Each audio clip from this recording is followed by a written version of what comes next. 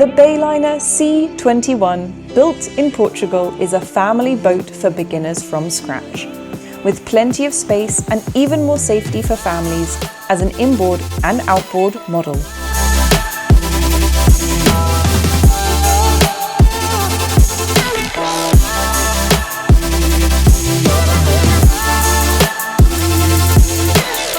With the high-field ADV7, the rib manufacturer from China is breaking new ground in the dayboat sector, providing more comfort on board with the same sportiness.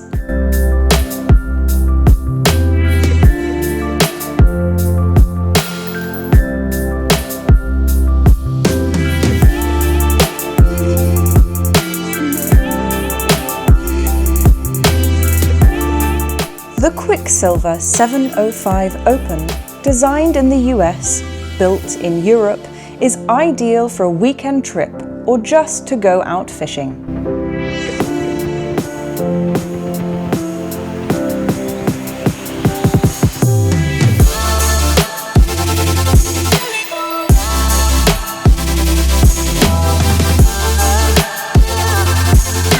The River Rotor Hydra 530 is very affordable and great in sustainability thanks to PE as hull material.